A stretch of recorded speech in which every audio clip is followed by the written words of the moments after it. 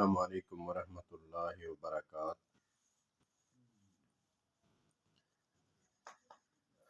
جب تحقیق کا سلسلہ چل رہا تھا سن 2000 سے 2010 تک، اس وقت یہی تھا کہ یہ نماز حنفی ہے جس کا قرآن و سنت سے دور دور کا واسطہ بھی نہیں، اور یہ ہے نماز محمدی۔ تو اس میں تحقیق کرتے کرتے میں جس حد تک پہنچا وہ آپ کے سامنے شیئر کروں گا کہ جب بندہ مسلک کی تعصب میں آتا ہے تو اپنا ایمان جو ہے نہیں دیکھتا کہ کس کنارے جا رہا ہے، بس اپنی مسلک کی تعصب کی آگ کو ٹھنڈا کر لے، اتنا کافی ہے۔ تو نماز محمدی، نماز حنفی، کیونکہ علماء احناف نے امام اعظم ابو حنیفہ نعمان بن ثابت نور اللہ مرکزہ سے جو کچھ سیکھا تو انہوں نے نام دیا نماز حنفی۔ اگرچہ وہ نماز حنفی ہے تو امام اعظم نعمان بن ثابت نور اللہ مرکزہ نے بھی نبی پاک صلی اللہ علیہ وآلہ وسلم سے ہی دین لیا ہے، نہ کہ وہ اپنی طرف سے انہوں نے گھڑا ہے یا بنایا ہے۔ تو نماز شروع کرتے وقت جب ہم ثنا پڑھتے ہیں،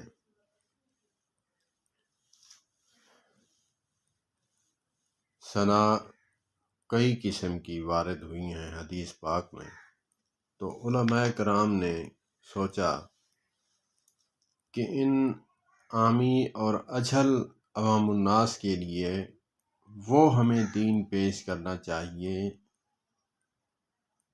جو آسانی سے یاد کر لیں اور نماز پڑھیں۔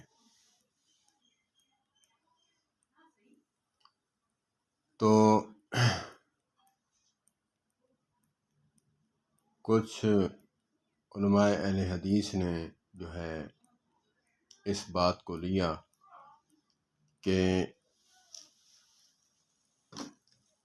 ثنا بھی ہے سبحانک اللہم و بحمدک و تبارک اسمک و تعالی جدک، یہ آخر تک،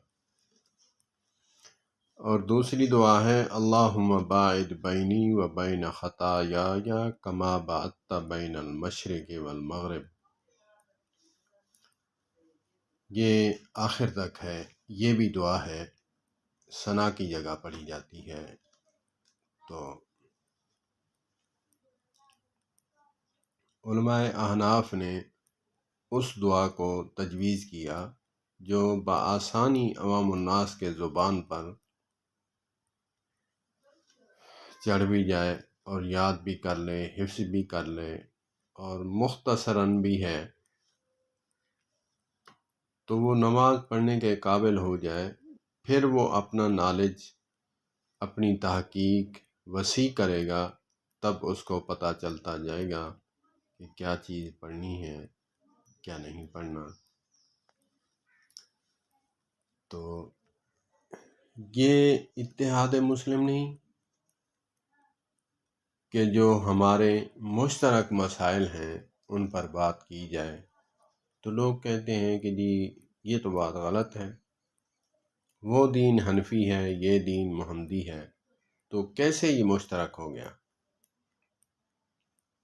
میں آج یہی بتانے کی کوشش کروں گا کہ جب ہمیں بات سمجھ نہیں آتی تو پھر ہم بات وہ کرتے ہیں جو ہمارے دل کو لگے یا پھر ہمارے مسلک کے مطابق ہوں۔ نماز میں جب ہم رکوع کرتے ہیں، رکوع کر کے اٹھتے ہیں تو علماء احناف ربنا لک الحمد یہ پڑھتے ہیں، ربنا لک الحمد حمدا کثیرا طیبا مبارکا فی۔ عوام الناس میں سے جو تبلیغ میں وقت لگاتے ہیں وہ تو پڑھتے ہیں، اور علماء بھی کچھ پڑھتے ہیں۔ تو اب علماء اہل حدیث نے جو بتایا کہ ربنا لک الحمد، ربنا ولک الحمد، اللہم ربنا ولک الحمد حمدا کثیرا طیبا مبارکا فی۔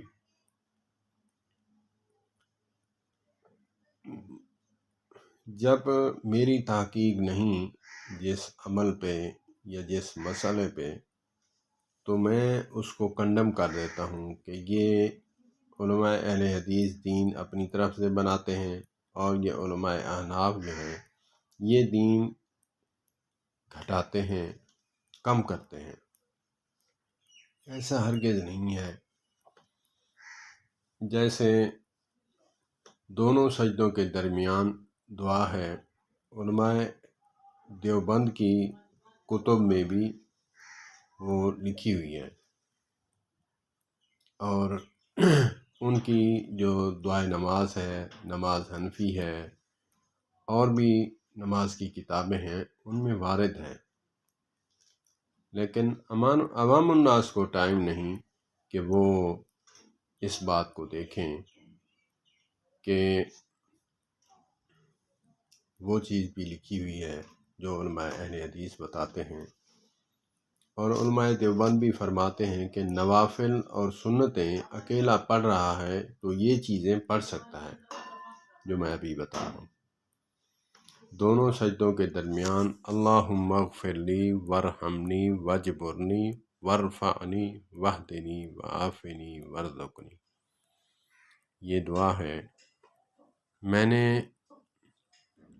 علماء دیوبند سے بھی یہ باتیں اپنے کانوں سے سنی ہیں، اور تحقیق ہم نہیں کرتے، فتوے کی مشین ہم پھر بن جاتے ہیں کہ جی ان کا دین جو ہے حنفی ہے، ہمارا دین محمدی ہے، ان کا دین کوفے کا، ہمارا دین مدینے کا، مکہ مدینے کا۔ تو کتنی یہ گھٹیا اور بھونڈی بات ہے کہ ہم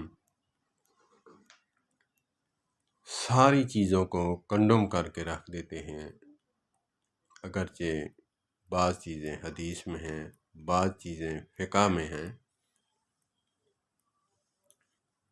تو ہمیں تحقیق کرنی چاہیے کہ ہم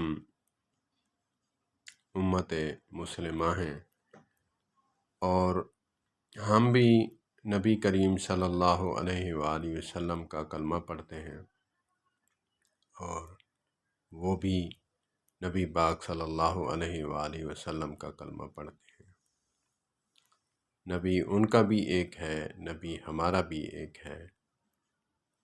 تو ہمیں سوچنا چاہیے کہ یار یہ بھی تو جنت میں جانا چاہتے ہیں، جیسے ہم چاہتے ہیں کہ جی ہم جنت میں چلے جائیں، وہ کام کریں جو نبی پاک صلی اللہ علیہ وآلہ وسلم نے عملاً کر کے دکھایا، حکماً فرمایا اور تقرر فرمایا، خاموشی اختیار فرمائی، ہم وہ کام کریں۔ جنت تو سب کو چاہیے، لیکن ہم اس بات کو کیوں دائرہ لگا کر ختم کر دیتے ہیں کہ ہمیں سوچنا چاہیے۔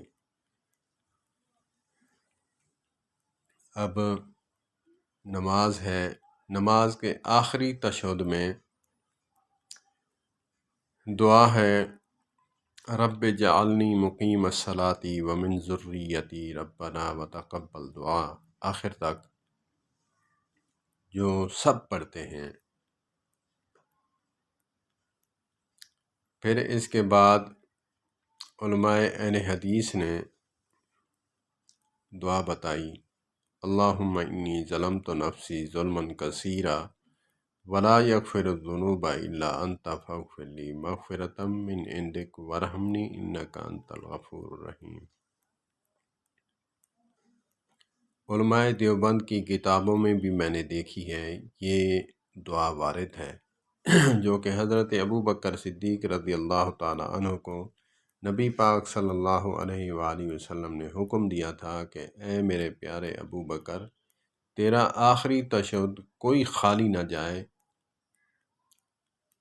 اس دعا کے بغیر، یہ جو میں نے ابھی پڑھی ہے، اللہم انی ظلمت نفسی ظلما کثیرا، یہ والی دعا آقا کریم علیہ الصلاۃ والسلام نے حضرت ابوبکر صدیق رضی اللہ تعالی عنہ کو تعلیم فرمائی اور سکھائی دعا۔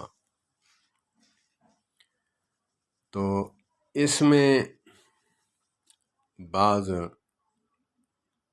ایسے بھی ہیں جن کی تحقیق نہیں، جو اشاعت و توحید سے آئے ہوئے علماء یا پھر احناف سے آئے ہوئے علماء اہل حدیث نئے نئے بنتے ہیں، جن کی زیادہ تحقیق نہیں ہوتی، وہ تو اس حد تک بھی کہتے ہیں کہ رب جعلنی مقیم الصلاۃ یہ حدیث میں ہے ہی نہیں، اس کا پڑھنا ٹھیک ہی نہیں۔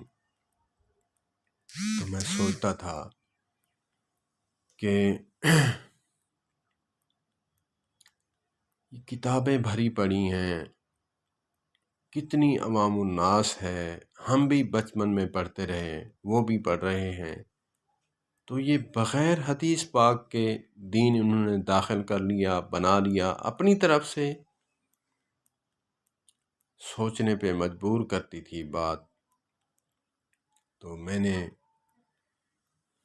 اپنے محسن مربی مولانا عبد المنان عصری صاحب حفظہ اللہ تعالی سے گفتگو کی، کیونکہ یہ مسائل ہر عالم نہیں بتاتا اور عام مجمع میں بھی نہیں بتاتے۔ تو میرے وہ کزن بھی تھے، بچپن کے جو ہے کلاس فیلو بھی تھے، تو میں نے ان سے پوچھا کہ یار بات ہے اصل کیا؟ تو انہوں نے بات بتائی کہ جی نبی پاک صلی اللہ علیہ وآلہ وسلم نے اختیار دیا ہے کہ آخری تشہد میں قرآن پاک سے ہو، احادیث مبارکہ سے ہو، کہیں سے بھی ہو، دعا پڑھ سکتے ہیں۔ تو علماء کرام نے ایسی دعا کا پڑھنا تجویز فرمایا کہ جس سے جو ہے عوام الناس کو آسانی ہو یاد کرنے میں، حفظ کرنے میں۔ تو اس میں دعا بھی جامع دعا ہے، بہت خوبصورت دعا ہے قرآن پاک کی، رب جعلنی مقیم الصلاۃ، یہ مشترکہ دعا ہے۔ اس میں والدین کے لیے، اپنی اولاد کے لیے، اپنے لیے، مومنین مومنات کے لیے تو انہوں نے اس کو تجویز فرمایا۔ فل یختر کے الفاظ ہیں کہ اختیار ہے تمہیں کہ جو دعا میسر ہو، یاد ہو، ربنا آتنا فی الدنیا حسنۃ وفی الآخرۃ حسنۃ وقنا عذاب النار، یہ بھی دعا پڑھ سکتے ہیں۔ تو علماء کرام نے اس دعا کو تجویز فرمایا۔ بچپن میں ہم نے یہی پکائی، یاد کی، حفظ کی، تو اس میں کوئی ایسا مذائقہ نہیں کہ نماز نہیں ہوگی۔ تحقیق ہمیں نہیں ہوتی، ہم دوسرے کو، اب دیکھیں حدیث پاک میں موجود ہے، واضح ہے، اور جو بندہ کہہ دے میں وہ بات کہوں گا مولانا محمد ابراہیم بھٹی حفظہ اللہ تعالی جو کہ اہل حدیث ہیں، وہ فرماتے ہیں کہ جو بندہ کوئی مسئلہ پوچھے، اگر آپ کو نہیں آتا، آپ یہ نہ کہیں کہ قرآن و سنت میں نہیں ہے، آپ یہ کہیں کہ قرآن و سنت میں ہوگا، مجھے معلوم نہیں ہے۔ کتنی پیاری بات کی ہے۔ تو ہمیں بھی ایسا ہی کرنا چاہیے کہ ہم ہر مسائل پہ تحقیق کریں، سوچیں، سمجھیں، پھر کسی پر فتویٰ لگائیں۔ پھر ایسا نہ ہو کہ قیامت والے دن دونوں ہاتھ خالی ہوں، اعمال ضائع کر کے چلے جائیں کسی کے تعصب میں، اچھی بات کو بھی کنڈم کر دیں اور بری بات تو بری بات ہے۔ تو ہمیں چاہیے کہ ہم اس بات کو سوچیں کہ